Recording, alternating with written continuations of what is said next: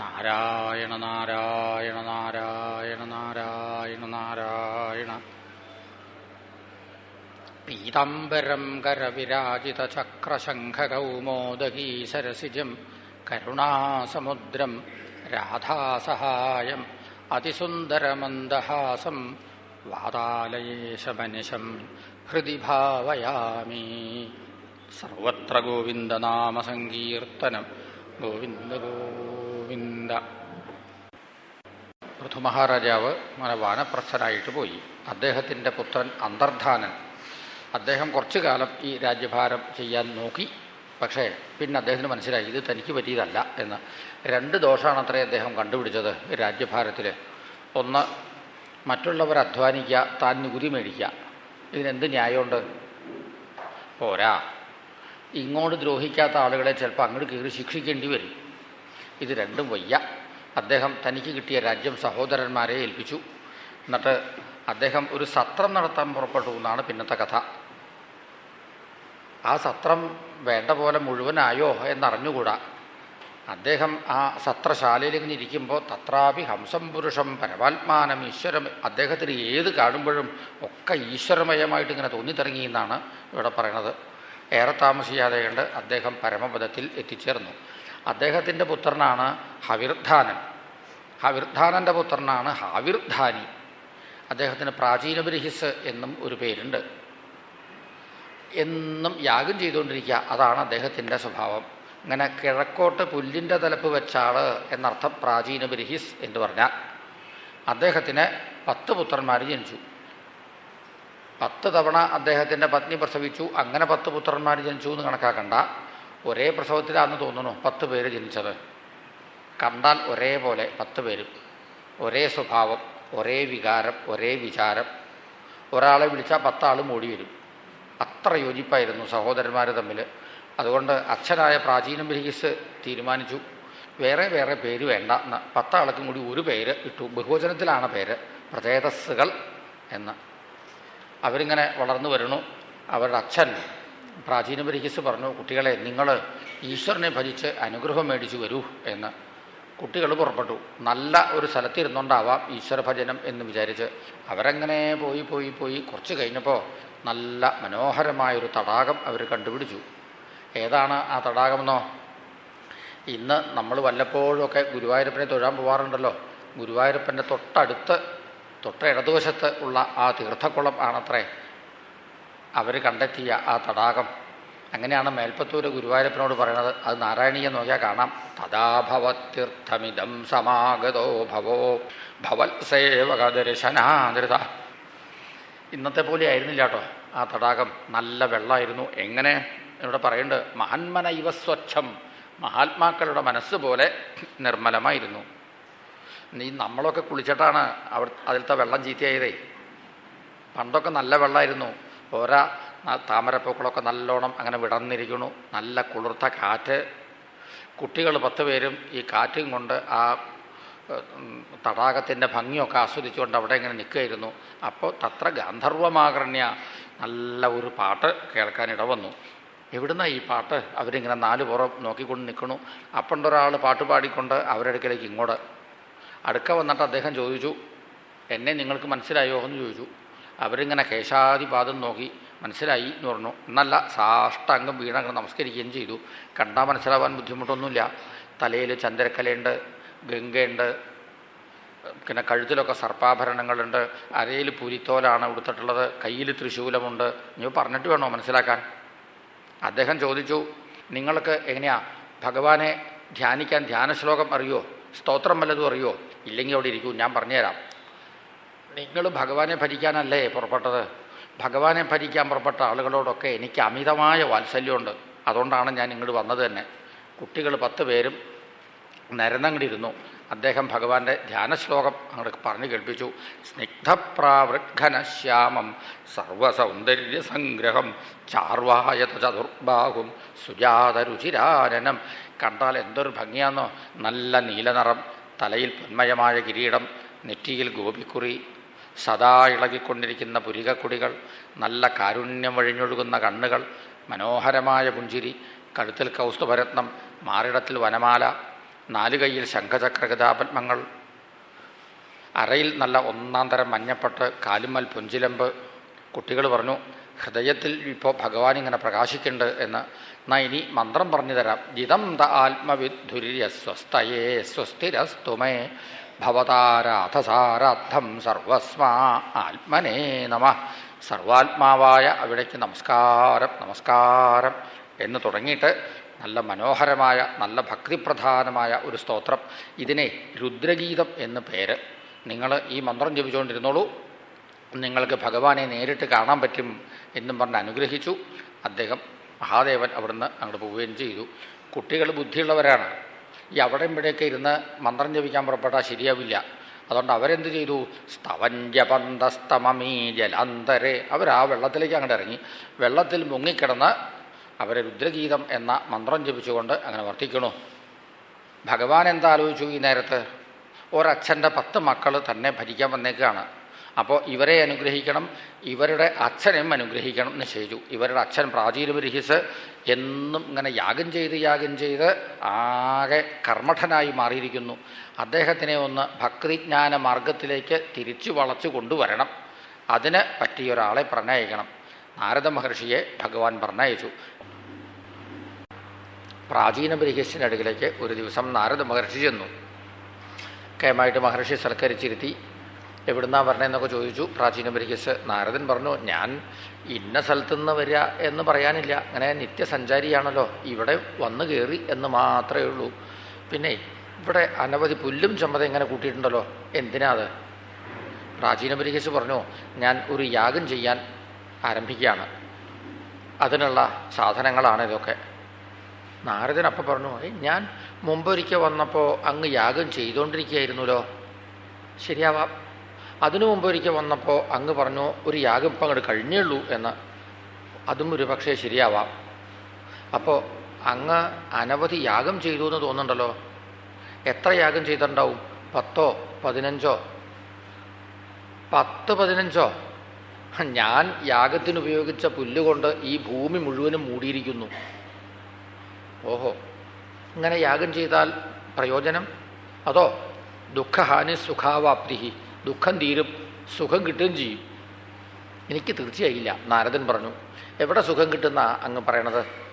അതോ യാഗം ചെയ്ത ആളുകൾ മരിച്ചാൽ അപ്പോൾ സ്വർഗത്തിൽ ചെല്ലും, അവിടെ പിന്നെ പരമസുഖ. സ്വർഗത്തിൽ ചെന്നാലല്ലേ സുഖം. അങ്ങക്ക് സ്വർഗലോകത്തിലേക്ക് പോകാനുള്ള വഴി ഇതാണ്, ഒന്ന് നോക്കിക്കോളൂ. നാരദൻ ചൂണ്ടിക്കാണിച്ച ആ സ്ഥലത്തേക്കൊന്നും അങ്ങോട്ട് നോക്കിയില്ലേ, പ്രാചീന ബർഹിസ് ആകെ ഞെട്ടിപ്പോയി. അനവധി മൃഗങ്ങൾ കൊമ്പും കുളമ്പും ഒക്കെ ഇങ്ങനെ പൊക്കിപ്പിടിച്ചുകൊണ്ട് നിൽക്കുകയാണ്. ഓരോരോ യാഗങ്ങൾ ചെയ്യുമ്പോഴേ ഓരോ ജീവികളെ കൊല്ലേണ്ടതുണ്ട്. ആ കൊല്ലപ്പെട്ട ജീവികളാണ് ഇപ്പോൾ ഇവിടെ പ്രാചീന ബർഹിസ് ഇതിലെ വരൂരോ, അപ്പോൾ കുത്താം ചവിട്ടാം കടിക്കാം എന്നുള്ള തയ്യാറെടുപ്പിൽ ഇങ്ങനെ നിൽക്കണത്.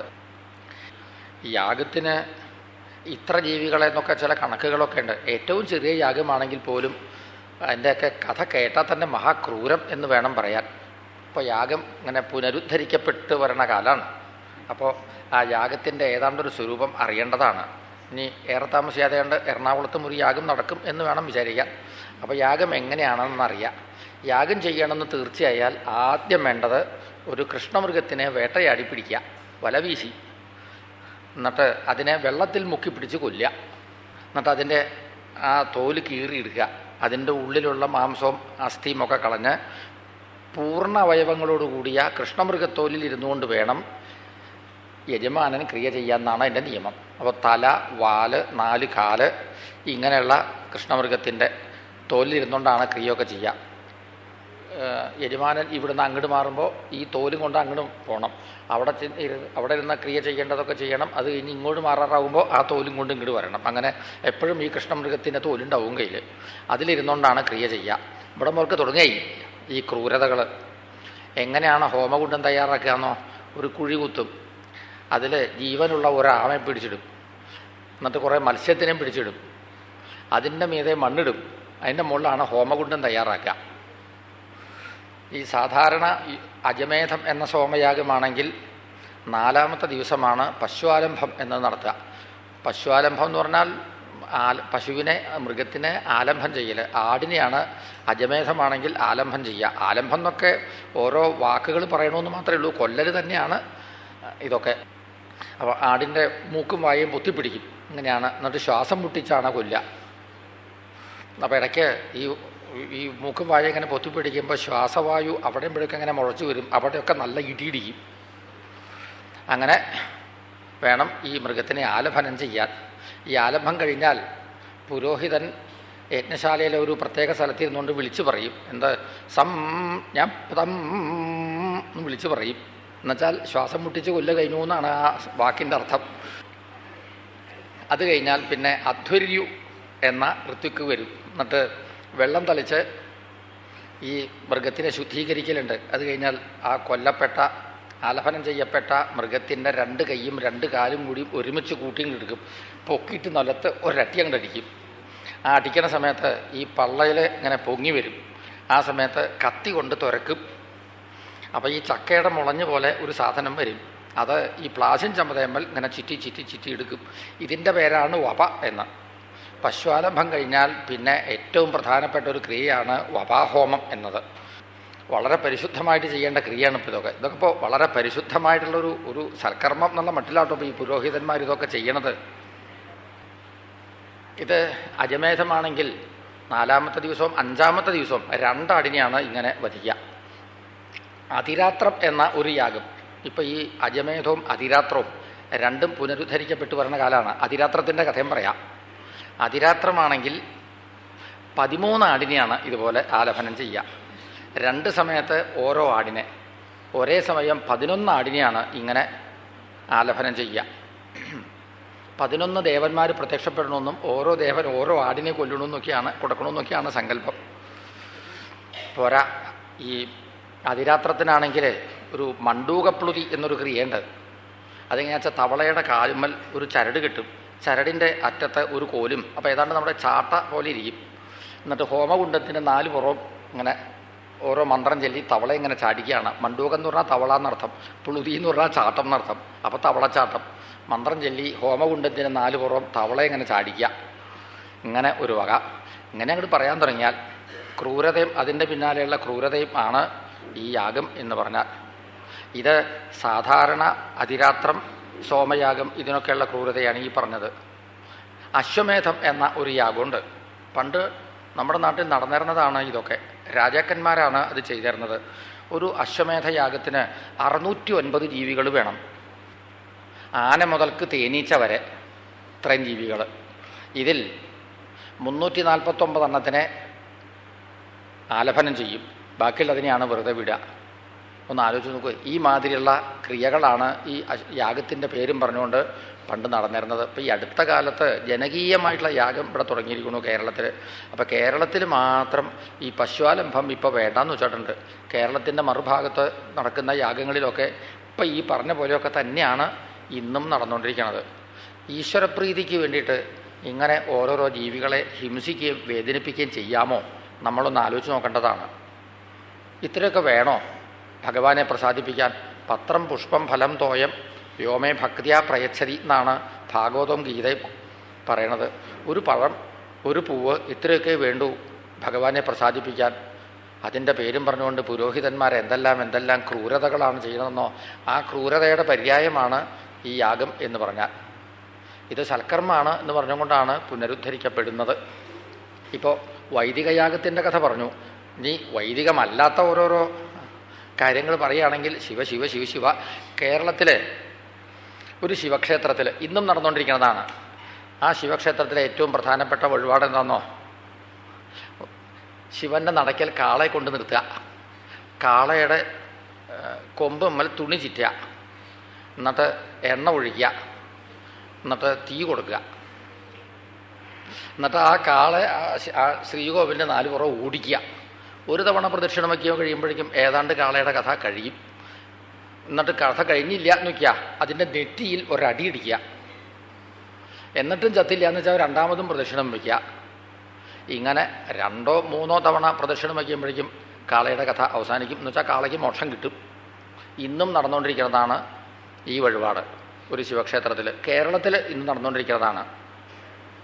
ഇനി കർണാടകത്തിൽ ഒരു തരം വഴിപാടുണ്ട്, ഭൂതരായർ എന്ന, അതൊരു സ്ഥാനപ്പേരാണ്. ഇപ്പം നമ്മുടെ നാട്ടിൽ ചില ക്ഷേത്രങ്ങളിലൊക്കെ വെളിച്ചപ്പാട് എന്നൊക്കെ പറഞ്ഞ സ്ഥാനമുണ്ടല്ലോ, അതുപോലെ കർണാടകത്തിൽ ഭൂതരായർ എന്ന ഒരു സ്ഥാനം.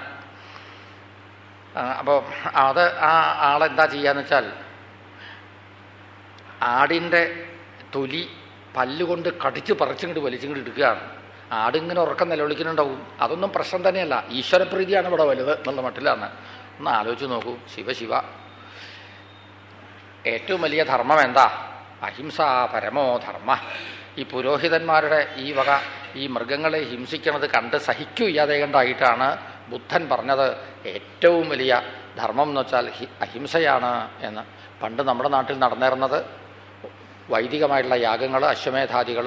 ഇപ്പോഴും വൈദികമല്ലാത്ത ഓരോരോ കർമ്മങ്ങൾ ഇങ്ങനെ നടക്കുന്നുണ്ട്, ജീവികളെ വേദനിപ്പിച്ചുകൊണ്ട്. അപ്പം ഇങ്ങനെ മറ്റ് ജീവജാലങ്ങളെ വേദനിപ്പിച്ചാലൊന്നും ഈശ്വരൻ പ്രസാദിക്കില്ല എന്നുള്ള കാര്യം മനസ്സിലാക്കേണ്ടതാണ്. സമസ്ത ജീവജാലങ്ങളെയും സ്നേഹിക്കുക എന്നതാണ് ഭാഗവത സന്ദേശം. ആ ഭാഗവത സന്ദേശം എവിടെ കിടക്കണോ, ഈ ജീവികളെ വേദനിപ്പിക്കുന്ന ക്രിയകളുടെ സംസ്കാരം എവിടെ കിടക്കണോ എന്നാലോചിച്ച് നോക്കൂ. അപ്പോൾ അതിരിക്കട്ടെ. അപ്പോൾ ഇവിടെ ഇപ്പോൾ സംഗതിവശാൽ അങ്ങോട്ട് പറഞ്ഞു എന്ന് മാത്രമേ ഉള്ളൂ. നാരദ മഹർഷി ചൂണ്ടിക്കാണിച്ചു പ്രാചീന ബരിഹസിനെ, അതേ നോക്കൂ, ഇതാണ് അങ്ങയ്ക്ക് സ്വർഗത്തിലേക്ക് പോകാനുള്ള വഴി. പ്രാചീന ബരിഹസ് നോക്കിയില്ലേ, ആകെ കിടുകിട്ടി അങ്ങോട്ട് വിറച്ചുപോയി. അയ്യോ മഹർഷേ, എനിക്ക് ഇവരുടെ കൂടെ പോകേണ്ടി വരുമോ? വേണ്ടി വരും. യാഗം ചെയ്തപ്പോൾ തീർച്ചയാവും കഴിഞ്ഞു ഇവരുടെ കടിയും കുത്തും കൊള്ളേണ്ടി വരും എന്ന്. എന്നെ രക്ഷിക്കണം എന്നായി പ്രാചീന ബരിഹസ്. ആട്ടെ, ഇനി അങ്ങ് യാഗം ചെയ്യുമോ? ഇല്ല എന്ന് പറഞ്ഞാൽ പോരാ. അയ്യോ ഞാൻ യാഗം ചെയ്യില്ല, യാഗം ചെയ്യില്ല, യാഗം ചെയ്യില്ല, സത്യം സത്യം സത്യം 3 പ്രാവശ്യം സത്യപ്രതിജ്ഞ. ആട്ടെ, ഞാൻ ഒരു കഥ പറയാം, അങ്ങ് കേട്ടിരിക്കുമോ? ശ്രമിക്കാം എന്ന് പറഞ്ഞു പ്രാചീന ബരിഹസ്. നാരദ മഹർഷി കഥ പറയാൻ തുടങ്ങി. നാരായണ നാരായണ നാരായണ നാരായണ നാരായണ, സർവത്ര ഗോവിന്ദ നാമ സങ്കീർത്തനം. ഗോവിന്ദ ഗോവിന്ദ.